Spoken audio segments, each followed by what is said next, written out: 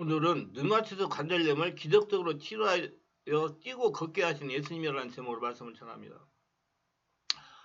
사실 그렇습니다. 건강한 사람에게 의사가 무슨 필요가 있겠습니까? 병든 사람에게 의사가 필요합니다. 가끔 병원에 가보면 중환병에 걸리는 사람이 의사를 붙들고 관청하는 광경을 봅니다. 의사 선생님 어떻게 하든지 저를 살려주세요. 이 병이 고쳐주세요. 간절한 눈으로 바라보면 위험합니다. 병든 자에게는 의사가 필요합니다. 그런데 이 말씀에서 우리가 주의할 것이 있습니다.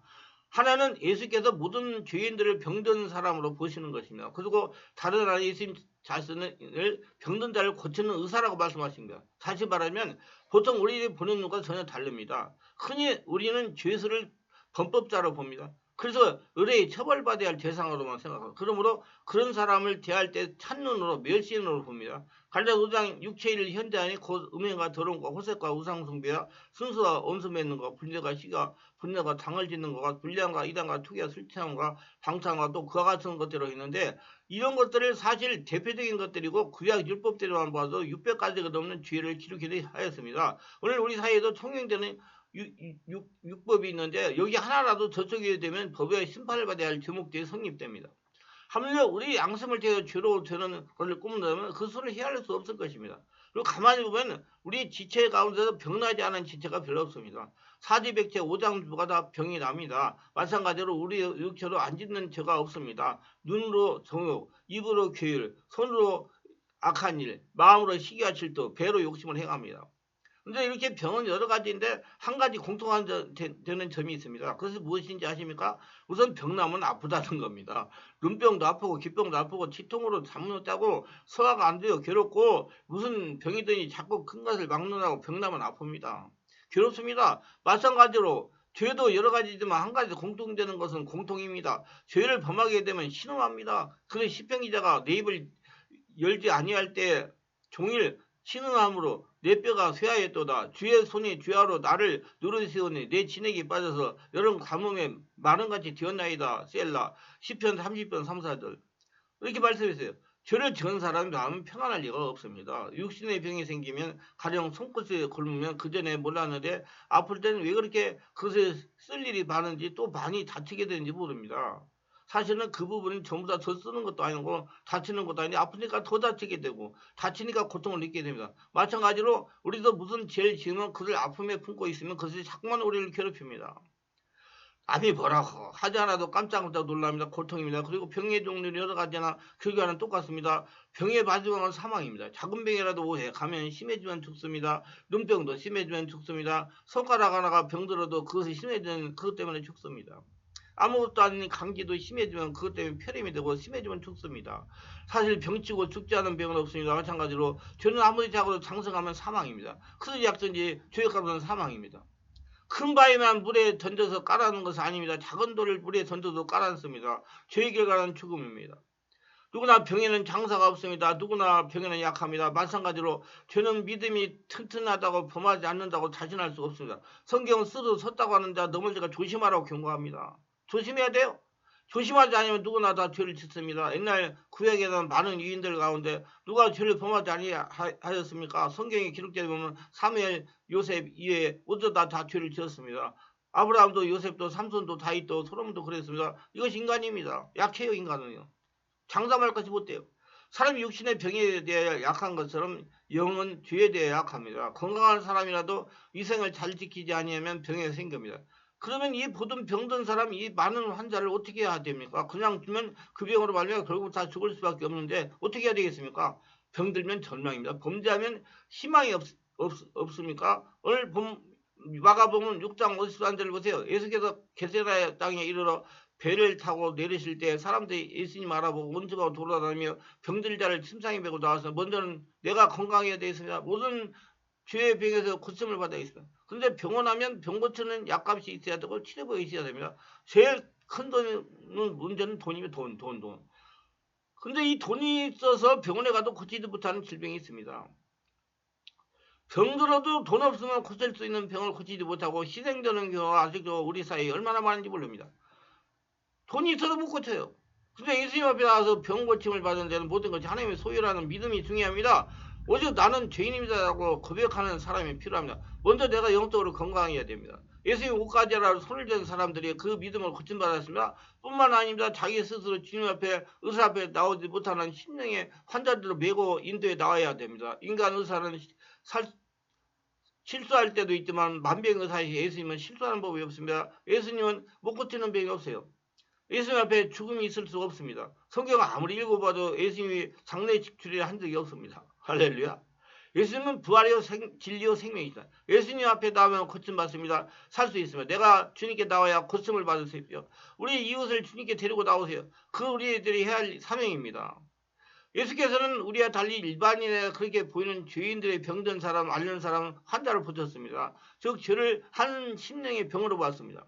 그러므로 죄인들을 대할 때 멸시와 냉담과 증오로 대하지 아니하고 긍휼히 여기셨습니다. 우리도 긍휼히 보세요. 사람이 죄를 보면서도 긍휼히 보세요. 그 하나님이 굉장히 좋아하십니다. 불쌍히 생각했습니다. 예수님은요. 이것이 예수님 마음입니다. 우리 모두 예수님처럼 그런 마음을 가지고 사람들, 아픈 사람, 죄진 사람들 보세요. 그래서 죄를 미워도 사람 미워하지 마시기 바랍니다. 우리가 다 이와 같이 예수님처럼 죄인들을 환자로 대할 수 있다면 이 사회가 어떻게 될까요? 많이 달라질 줄 압니다. 사실 문화의 수준이 높아지고 죄인의 심리를 연구하게 되고 그렇게 할수록 예수님의 이 태도가 얼마나 옳았다고 하는 것이 깨닫게 됩니다. 그런 의미에서 볼 때 세상에 사실은 병원입니다. 이 세상에서 병원이에요. 사실이. 지금요. 10명 중에 3명이 정신병 환자라고 그러잖아요. 근데 이 병원에 참모사가 오셨습니다. 그분이 바로 예수님이십니다. 우리가 병원에 가보면 병도 여러 가지입니다. 문자 그대로 만병입니다. 만가지입니다. 우리의 죄도 그렇습니다. 여러 가지 입니다. 예수님은 만병을 치유하십니다. 죄까지 다 해결해 주시는 분이요. 예수님은 심장병과 류마티즘 관절염을 치유하는 어느 권사님의 간증입니다. 이 권사는 전쟁이 한창 중인 51년대에 태어났다고 합니다. 어머니가 출산하고 있는 여자아이니까 할머니가 이 전쟁기에 딸께서 무엇을 하냐고 가져다 버리라고 해서 버렸다고 합니다. 참 무지하죠.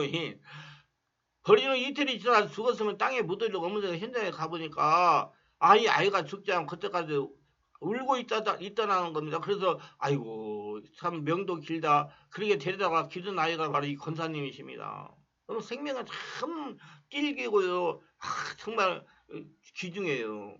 권사님 때 두려움과 공포에 시달린 후유증으로 심장병과 류마티즘 관절염으로 많이 고생을 했습니다. 전철을 타려고 3계단 올라가도 쉬어할 정도였다고 합니다. 그러다가 친구들의 권면을 받고 우리 충만하게 오셔가지고 치유를 받았습니다.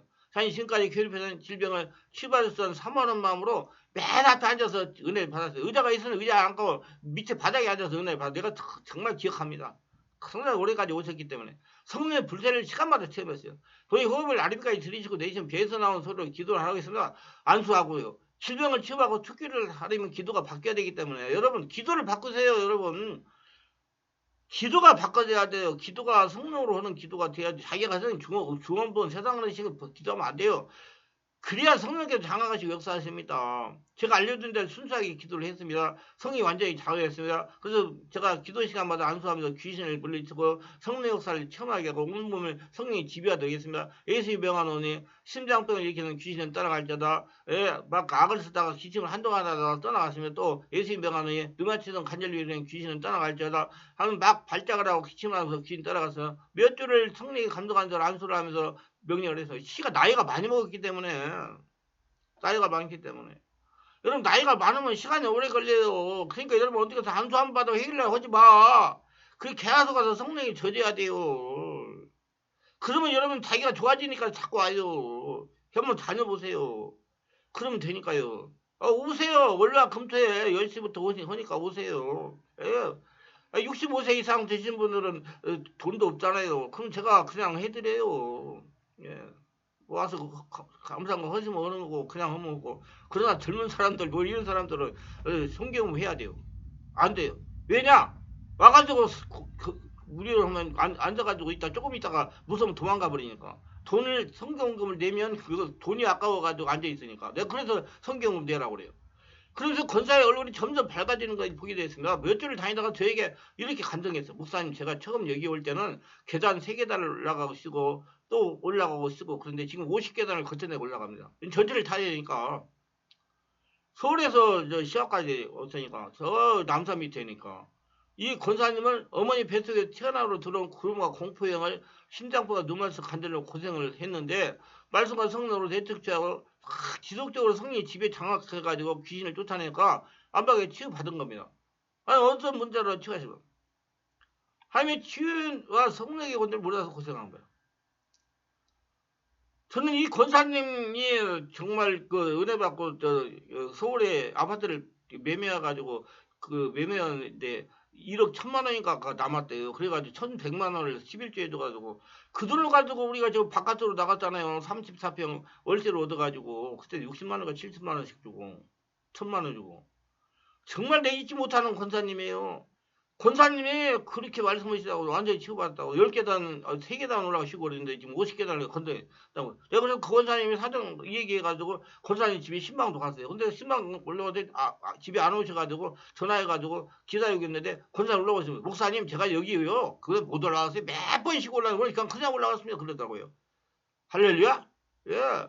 저는 항상 이렇게 말해요. 예수를 믿은 성도가 영적으로 고생하는 것은 영적으로 무지에서 당하는 것이라고 그럽니다. 여러분 성령의 역사 은혜가 오면 치유다. 집중적으로 오래 치우면 다 고쳐져요. 인내해야 돼. 한 번 나가는데 앉아 띡 박고 아이 그게 판단하지 말고 내가 권사님 오면 좀 오래 시간이 걸리겠으면 몇 번 해가지고 편하게 알아버려요. 그 나중에 또 문제가 나면 또 와. 꽈가지고 또 여기 아파 저기 아파 또 그러고 내가 그건 정말 듣기 싫어서 그래요. 좀 집중적으로 기도해가지고 자기 혼자 스스로 기도해가지고 자기 관리를 할 수 있어야 되죠. 그럼 자기 관리 혼자 할 수 있도록 영성을 길려야 돼요. 자기 하는 게. 그러면 뭐라고 생각? 목사님 여기서는 기도가 되는데 집에 가면 그렇게 안 돼요. 아이 당연하지. 여기가 똑같으면 뭐 때문에 와 거기서 하지. 그러니까 여기서 성령 역사는 강력하게 일어나요. 교회에서. 그러니까 계속 와서 자기 안에 성령 역사가 일어나면 이제 집에 가서 할 수 있을 거 아니에요. 그렇게 해가지고 길려야 됩니다. 여러분. 자기 몸이 살날 되면 다 나사요. 기도를 성령으로 바르게 하면서 성령으로 세례를 받고 성령의 불을 받아 불치병 치유받고 불치병을 치유하는 그런 능력을 받아가지고 전도하고 싶으면 우리 교회 충만한 교회 매주 월화 금토일 하고 있는 온몸 집중 치유 집회에 참석하시면 원하는 소원이 이루어질 겁니다. 기도는 오늘도 저희 설교를 끝까지 들으신 분들 축복하소서. 특별하게 구독, 좋아요, 알림 설정하신 분들 기억하시고 예수님으로 충만하게 채우시고 만약에 불치 질병, 난치병이 있다면 성령의 역사를 기적으로 체험하게 하시고 기적을 체험하며 승리하게 하시고 은혜로 하나님 나라를 체험하고 많은 사람들에게 하나님 예수님 살아계심을 증명하며 살아가는 축복의 도구가 되게 하소서 예수님 이름으로 기도합니다. 아멘.